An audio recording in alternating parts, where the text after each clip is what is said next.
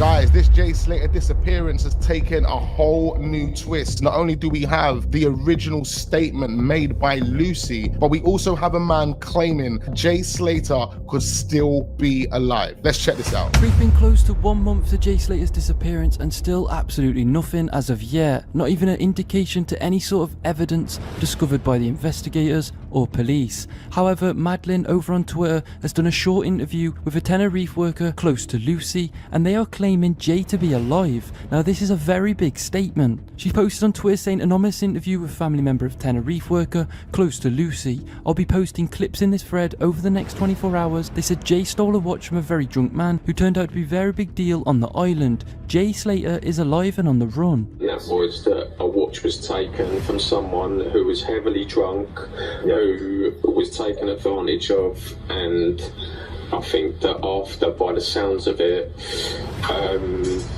he's got himself a little bit scared when he's worked out that that person wasn't just a nobody out there. Right, yeah. So the watch situation is actually genuine then? But can I ask, have you ever had a Rolex watch or an AP? Yeah, it wasn't a Rolex, just to clarify that as well. And then followed up with another clip. Just to let you guys know, I have got the full interview of that guy. It's about 22 minutes long, but I will be dropping it after this one. Saying Lucy's roommate present during police searches, police tip that Jay Slater was hiding in an apartment, multiple sightings of Jay by workers, reason why police latest statement that Jay is not presumed dead. Because the roommate of Lucy's, she had to be there present when that apartment was searched. Her, Lucy, and the landlord as well, whilst the police and whichever other authority it was that was there to search that apartment. And again, because the information that I was told was that they believed that he was there hiding. And so the feds actually thought Jay was in the apartment hiding. According to this guy, the apartment he's referring to is the apartment that Lucy stays at. Now, Lucy works in Tenerife, and she also works in Lanzarote. She switches in between because she's a bartender. And for those that don't know, when you get a job as a bartender in Tenerife from the UK, they usually give you an accommodation that comes with it. As it stands out, it clearly wasn't. He's been reported seeing in quite a few different places. So he wasn't at the apartment then? Even now, past what, during the searching, he's been seen. Again, I only spoke to my cousin, not so it's his cousin that lives in the apartment, I'm assuming then? yesterday, the day before, obviously, and he said again, it's all talk amongst workers that he's been spotted in quite a few different places. And when he says workers, he's actually referring to the bartenders. That must hold some truth to it, because the news reports today are all talking how he's very positive, as if he's still around and he's still alive. They've not gone into any detail of what's gave. Now I want to dive deep into the interview Lucy gave. Guys, just to let you know, we will be dropping that full audio. We'll go into more detail. Make sure you subscribe to the channel. Also, follow me on Instagram, follow me on Twitter. The socials can be found down below. As I didn't realise it was actually more in depth than it was shown. So let's take a watch. I'd gone home from the NRG festival a little bit earlier than everyone. So we've got more of the statement from Lucy, what she actually said initially. Let's hear what she's got to say here. Everybody else, because I was tired, so I'd gone home alone, back to my apartment, and then I woke up to a phone call at like 8:30 in the morning. So here we are again. She was woken up at 8:30. This number 8 o'clock is very, very key. Around 8:30, from Jay saying that he'd gone up to the mountains, that his phone was on 1%, so it was like about to die. He didn't know where he was. So she says it was 8:30. She was woken up at 8:30 by Jay, who said he was taken to the mountains. He doesn't know where he was, and his phone was on 1%. He needed a drink. He needed a drink. Bearing in mind, outside the Airbnb, there is a calf. The woman that owns the Airbnb also owns a calf outside the Airbnb. Cut all his leg on like a cactus. And he's cut his leg on a cactus. Remember, this is at 8:30 in the morning, ladies and gentlemen, yeah? He had no idea where we were.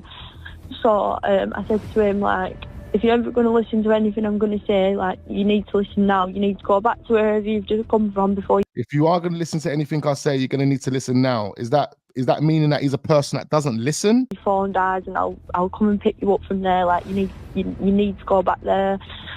He said to me, I can't go back there. I don't know where it is. So she basically saying that she advised him to go back to the house, and he said he doesn't know where it is. Now, bear in mind, what we initially were told is that he went up the hill when he come out of the yard. Instead of going down the hill where he was supposed to go, and it would have been easier for him, bear in mind, he needed water, he was dehydrated. He went up the hill. And then according to the reporter that went up the hill, manager or owner saying that she saw him 15 minutes down the road when she was driving in her car.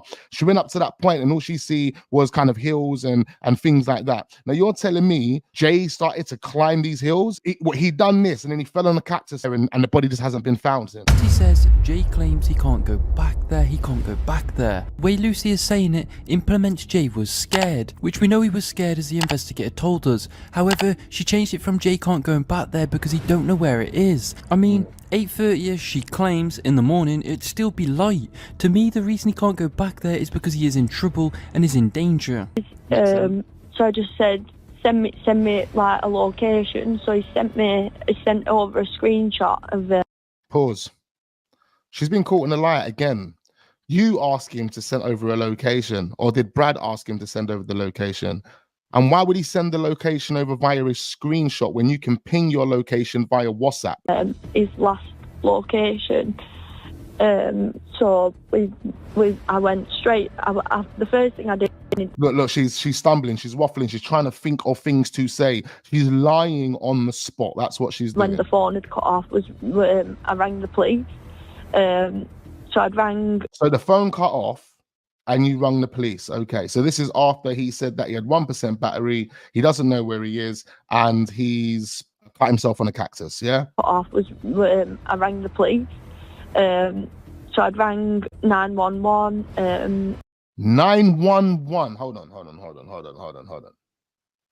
I mean, this girl's got a job in Tenerife. She's got a job there. She works there. She's a bartender there. And this is how you know she's waffling. She actually said 911 when the emergency number in Tenerife is 112. And she would know that if she had been living there, she'd been working there. But where she's so anxious and where she's overthinking, she's actually slipping up every single second. And bearing in mind, this girl's 19. She's very naive. She ain't aware of these type of things. But come on, this doesn't make sense to me why the police haven't really gone hard on this girl, because you are slipping up at every single hurdle.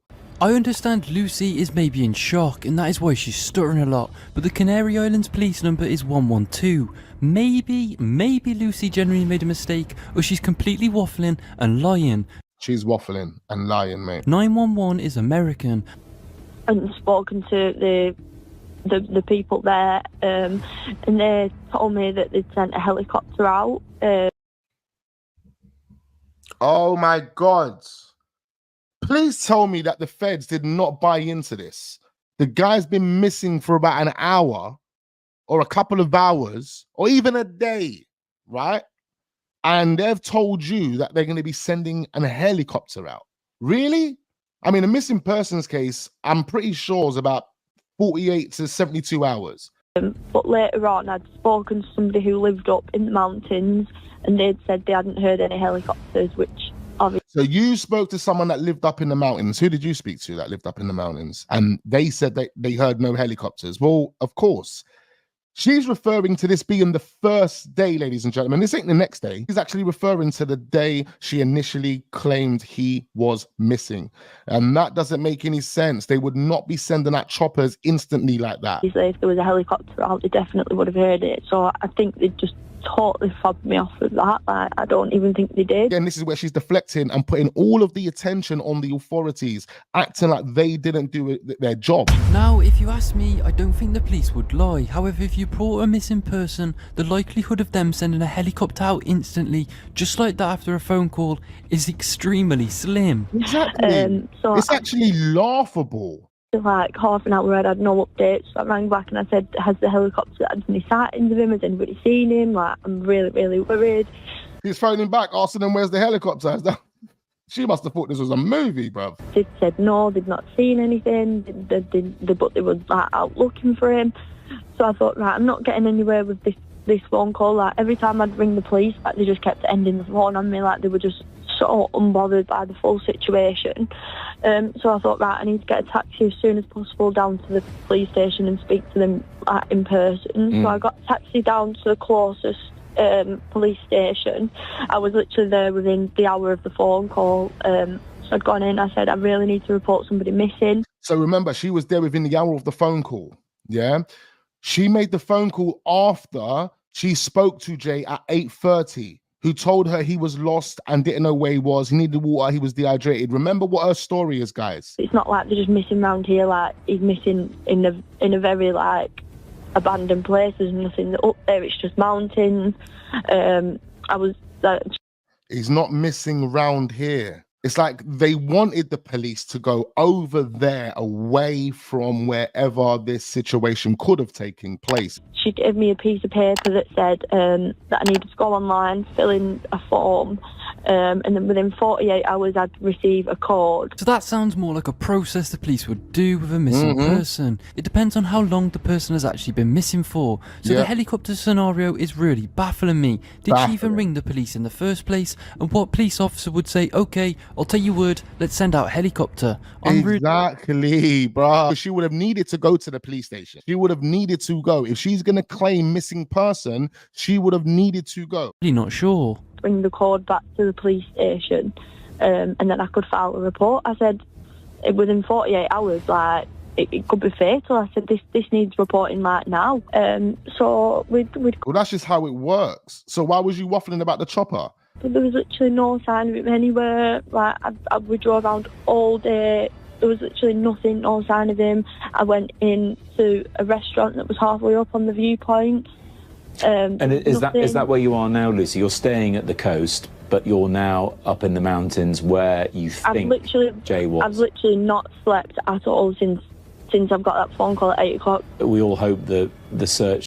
8 o'clock, you hear that? 8 o'clock. I thought it was 8:30, but that 8 o'clock has been spoken about so many times amongst her and everyone else that's involved in this that they keep going back to 8 o'clock at 8:30. It's 8 o'clock, 8:30. Continues and Jay is found safe and sound. But the final question is, what is he like? What's he like at home? Is he sensible or is he a bit more of a risk taker? What's Jay like?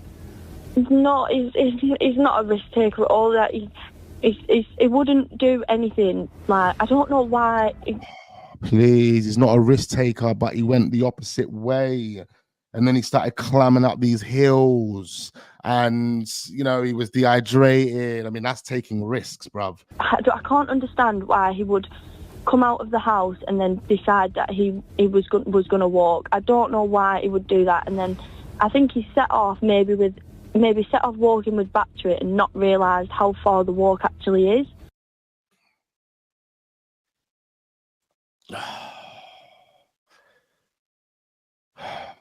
He might have set off with battery and then didn't realize how far the walk actually is. So Ayub didn't tell him how far that walk is. I'm pretty sure Ayub told us that he was willing to offer him a lift because it was a pretty far journey. Girl is literally lying through her teeth every 5 minutes, trying to make things up, to make it make sense to us, to make it sound logical to us. But really, she's digging herself a bigger and bigger and bigger hole. But surely, when you're up in the mountains, surely there's something telling you it's not just going to be a 5-minute walk down to the beach. If she says he's not a risk taker, why would he leave the house willing to walk home with maybe less than 5% battery at the time? And then when he's obviously, or when I'd spoken to him, he said he'd already walked about half an hour, and then... I mean, that doesn't sound right, man. Obviously, I don't know if he's walked half an hour down the road and then put it into his maps, and then obviously it said it's like really far. I really don't know why he set off walking. There isn't much. You really don't know why he set off walking. You don't know if he put it into his maps and then he realized it was too far. Remember what Brad told us, guys, man. Remember what Brad told us. I thought Brad was on the phone to this guy at one point. I thought everything was okay when Brad was on the phone to him. Brad said, no, I wasn't concerned because he seemed all good, you know. What? He seemed all good. And then he started walking off road. Oh, come on, man. These guys' stories are all over the place. They're all over the place. Of course, you've been up there before because you was in the Airbnb with your bed cover and you took the picture of yourself, or one of the boys took the picture with your bed cover and posted it on Jay's Snapchat story. It was clear as day. Just to kind of touch on that point, why would anyone be in the mountain, such a beautiful part of Tenerife, and take a picture of their feet with that bed cover to put on their Snapchats, instead of taking a whole selfie of themselves in front of the mountains to show people where they were at? No guy is taking a picture of his hand in a cigarette and his feet in a woman's bed cover at the Airbnb, instead of taking a lovely selfie in front of the sunrise and the big beautiful mountains that you would have in that region. And because this girl's 19 and naive and gullible and absolutely stupid and delusional, she don't actually realize that she's talking nonsense. At the time, she thought this sounds like a brilliant plan, but what a plan this has turned out to be. I've seen so many people up here, and I've asked every single one if they've seen him, and nobody's seen him. And so, as Lucy says, she saw so many people up there, hikers, so many cars. Surely if Jay walked home like he's claimed to be, one person would have saw Jay. However, I am certain Jay did not walk home. Somebody has took him somewhere. This is what I find weird, because if he'd have seen somebody or a car or a person, he would have either flagged down the car. He would have said to someone that he needs a phone to contact someone.